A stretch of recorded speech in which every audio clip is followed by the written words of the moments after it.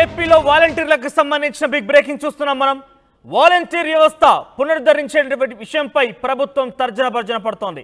గతేడాది ఆగస్టులో రద్దయినటువంటి వాలంటీర్ వ్యవస్థకు సంబంధించిన అంశాన్ని జగన్మోహన్ రెడ్డి తిరిగి కొనసాగించలేకపోయారు. జగన్ సర్కార్ ఎటువంటి నిర్ణయం తీసుకోలేకపోయారు. ఈ ఏడాది మే వరకు కూడా ఈ వాలంటీర్లంతా అక్రమంగానే పనిచేశారు. అయితే ప్రస్తుతం ప్రభుత్వ లెక్కల్లో మాత్రం 1,53,908 మంది వాలంటీర్లు ఉన్నారు. వీరందరికీ ప్రతి నెల 5,000 చొప్పున జీతభత్యం ఇవ్వడం జరుగుతోంది. ఈ మొత్తాన్ని 76.95 కోట్ల రూపాయల గౌరవవేతనం తీసుకుంటున్నారు ఈ వాలంటీర్ అంతా కూడా. అయితే ఒక్కో వాలంటీర్కి 10,000 ఇస్తామని కూటమి ప్రభుత్వం హామీ ఇచ్చింది. జీతం పెంచితే ప్రతి ఏటా 1,848 కోట్లు ఖర్చు అవుతుంది. ఇక ఏడాది మార్చి నుంచి మే కాలంలో 1,09,192 మంది వాలంటీర్లు రాజీనామా చేసి వారంతా కూడా ఆ ఉద్యోగాల నుంచి తొలగిపోయారు. ఇక వాలంటీర్ల వ్యవస్థని కొనసాగిస్తే ఉన్న 1,53,908 మందిలో సగానికి పైగా ఉద్యాసన పరిమిత సంఖ్యతో వాలంటీర్ వ్యవస్థ కొనసాగించాలని ప్రభుత్వం యోచన చేస్తోంది. ఇక వచ్చే కేబినెట్ సమావేశంలో వాలంటీర్ వ్యవస్థపై నిర్ణయం తీసుకునే అవకాశం కనబడుతోంది. ఇక వాలంటీర్లలో పీజీ చేసిన వాళ్ళు కూడా 5% వరకు ఉన్నారు. డిగ్రీ చేసిన వారు 32%గా ఉన్నారు. డిప్లొమా చేసిన వాళ్ళు 2%గా ఉన్నారు. ఇక ఇంటర్ చదివిన వాళ్ళు 48%గా ఉన్నారు. 10వ తరగతి చదివిన వాళ్ళు 13%గా ఉన్నారు. అయితే ఏజ్ గ్రూప్ల వారీగా మనం చూస్తే కనుక 20 నుంచి 25 వయసు ఉన్నటువంటి వ్యక్తులు 25% మంది ఉన్నారు. ఇక 26 నుంచి 30 ఏళ్ల వయసు గలవారు 34% మంది ఉన్నారు. 31 నుంచి 35% గలటువంటి వయసు మధ్య 28%గా ఉన్నారు. అయితే స్కిల్స్ ట్రైనింగ్ ఇచ్చి కెపాసిటీ బిల్డింగ్ చేసి వీరి ద్వారానే మరిన్ని సేవలు అందించేలా ప్రణాళిక రూపొందించబోతోంది ఈ ప్రభుత్వం.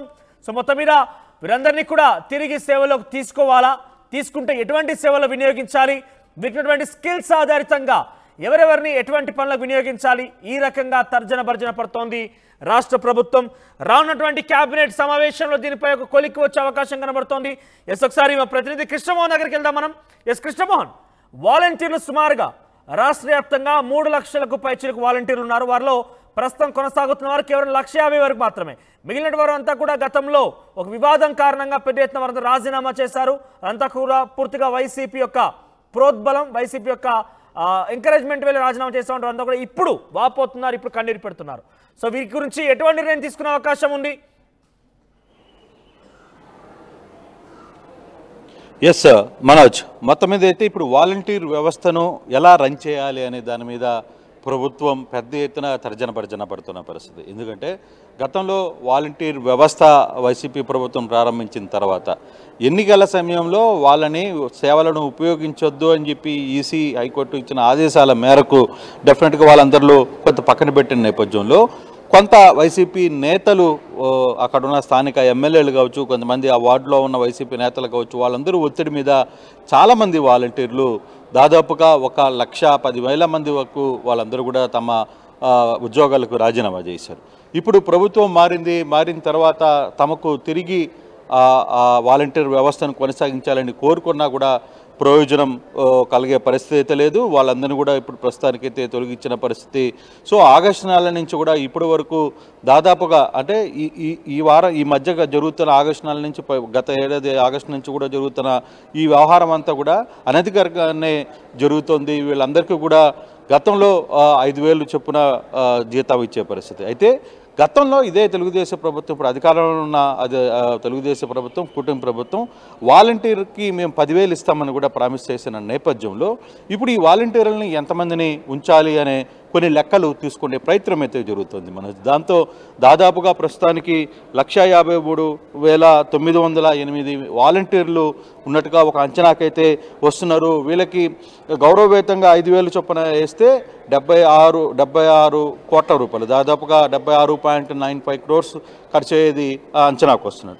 అదే 10,000 చొప్పున కానీ వీళ్ళందరూ కూడా అంచనా కానీ వేస్తే, అంటే గవర్నమెంట్ కానీ నిజంగానే 10,000 జీతం పెంచి ఉన్న వాలంటీర్లను ఉపయోగించుకునే ప్రయత్నం కానీ చేస్తే మాత్రం ఏడాదికి 1848 కోట్ల రూపాయలు ఖర్చు అవుతుందనేది ఒక అంచనాకి వస్తున్న పరిస్థితి. సో దీంట్లో ఇప్పుడున్న సగానికి పైన ఉన్న దీంట్లో 1,53,000 మంది వాలంటీర్లు ఉంటే దీంట్లో సగానికి పైగా ఉద్వాసన పలికే పరిస్థితి ఉంటుందనేది కొంత అంచనాకు వస్తుంది. ప్రభుత్వ లెక్కల్లో కావచ్చు, అధికారులు చూస్తున్న లెక్కలు. ఎందుకంటే కొన్ని చోట్ల అవసరానికి మించి కూడా 1,53,000 మంది కొనసాగుతున్నారు, అంటే అనధికారికంగానే కొనసాగుతున్నట్టుగా తెలుస్తోంది. సో ఒకవేళ కొనసాగినా మనం చాలా క్లియర్గా ఆర్టీవీ చెప్తోంది ఏ వయసు వారు ఉన్నారు, ఎంత శాతంగా ఉన్నారు, ఎవరెవరు చదువుకున్నారు అనేది. ఒకవేళ రాష్ట్ర ప్రభుత్వంగా నిర్ణయం తీసుకుంటే స్కిల్ వైజ్గా వారిని డివైడ్ చేసే అవకాశం ఉంది, ఇది ఓకే. కానీ ఎవరైతే రాజీనామా చేసిన వారు ఉన్నారో, రాజీనామా చేసిన వారు పెద్ద ఎత్తున కన్నీరు పెడుతున్నారు, పలువురు మంత్రుల దగ్గరికి వచ్చి వారంతా కూడా మొరపెట్టుకుంటున్నారు. వారిని తిరిగి తీసుకుంటారా లేదా అనే ప్రశ్నకి ఏం సమాధానం దొరుకుతుంది? మనోజ్, ఇది తిరిగి తీసుకునే పరిస్థితి రాజీనామా చేసిన వాళ్ళది ఆల్మోస్ట్ ఆల్ క్లోజ్ అయింది. ఇక వాళ్ళని తిరిగి తీసుకుంటారు లేదు, తిరిగి వాళ్ళని చేసుకుంటారా లేదు, వాళ్ళని అనుమతి తీసుకునే ప్రయత్నం చేస్తారా అనే వ్యవస్థకి దాదాపుగా పులి స్టాప్ పడినట్టుగా మనకు అందుతున్న సమాచారం. దీని మీద ఇంకా పూర్తి స్థాయిలో కొంత చర్చ అయితే జరుగుతుంది. ఎందుకంటే ఉన్న వాలంటీర్ వ్యవస్థని వీళ్ళందరికీ కూడా స్కిల్ ట్రైనింగ్ ఇచ్చి వాళ్ళని టెక్నికల్గా ఎక్కడైనా కెపాసిటీని బట్టి వాళ్ళ టెక్నికల్గా ఎక్కడైతే వాడితే బాగుంటుందనే ఒక చర్చకు రాబోతుంది ప్రభుత్వం. ఆ దిశగా ఒక ఆలోచనకు వస్తుంది. అంటే ఆ నేపథ్యంలోనే ఇప్పుడున్న వాలంటీర్ వ్యవస్థలో దాదాపుగా పీజీ చేసిన వాళ్ళు 5%గా గుర్తించారు, డిగ్రీ చేసిన వాళ్ళు 32% మంది వాలంటీర్లుగా పనిచేస్తున్నారు, డిప్లొమా చేసిన వాళ్ళు 2%, ఇంటర్ 48%, 10వ తరగతి 13%, ఏజ్ గ్రూపులో కూడా చూసుకుంటే 20 నుంచి 25 మధ్య ఉన్న ఏజ్ గ్రూపు 25, 26 నుంచి 30 నుంచి 34%, 31 నుంచి 35, 28%. అంటే దాదాపుగా ఇక్కడ పీజీ చేసిన వాళ్ళు 5% ఉన్నారు, డిగ్రీ చేసిన వాళ్ళు 32% ఉన్నారు, డిప్లొమా చేసిన వాళ్ళు 2, ఇంటర్ చేసిన వాళ్ళు 48. అంటే ఒక స్కిల్ డెవలప్మెంట్ ద్వారా కూడా వీరికి మరింత వాళ్ళ సేవలను ఉపయోగించుకోవాలంటే లిమిటెడ్గా తీసుకొని వాలంటీర్లో ఇప్పుడు కొనసాగుతున్న వాళ్ళల్లో ఎంతవరకు అంటే చదువుకున్న వాళ్ళని తీసుకుంటారా, డిగ్రీ పాస్ అయిన వాళ్ళని ఎంతవరకు తీసుకోవాలి, పీజీలో ఉన్న వాళ్ళని ఎంతవరకు తీసుకోవాలి, ఇంటర్మీడియట్ పాస్ అయిన వాళ్ళని ఏ స్థాయి వరకు తీసుకోవాలి అనే ఒక చర్చకి కొత్త ప్రభుత్వం అయితే సిద్ధమవుతుంది.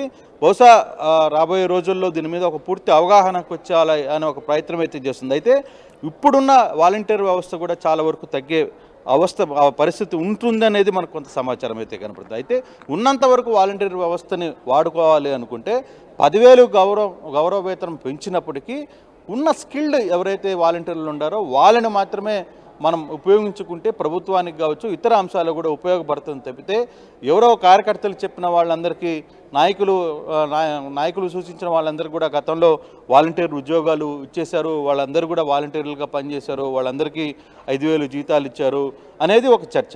సో అవన్నీ సిస్టమ్ లేకుండా దీంట్లో కూడా క్వాలిటీ అండ్ స్కిల్డ్ ఉన్న వాలంటీర్లని మాత్రమే మనం సెలెక్ట్ చేసుకుని వాళ్ళని ప్రభుత్వ సేవలకు ఉపయోగించుకుంటే జీతం కూడా వాళ్ళకి కొంత పెంచే అవకాశం ఉంటే ఆ దిశగా ముందుకు వెళ్తచ్చు కొంత పరిణతి. అయితే ఇప్పుడున్న సమస్య ఏంటంటే తొలగించిన అంటే రాజీనామా చేసిన వాళ్ళు కావచ్చు, కొంతమంది వెళ్ళిపోయిన వాళ్ళు కావచ్చు, వాళ్ళు తిరిగి మేము ఉద్యోగాలు కావాలంటున్నారు. వాళ్ళకి మరి ఏం చేయాలి అనేది ఇంకా ప్రభుత్వం నిర్ణయం తీసుకోలేదు. ఉన్న 1,53,000 మందిలో ఎంతమంది వాలంటీర్లు ఉంటారు, వాళ్ళలో కొంతమంది ఉద్వాసన పలుకుతారా అనే ఒక చర్చ కూడా కనపడుతుంది. మనోజ్, రైట్ కృష్ణమోహన్.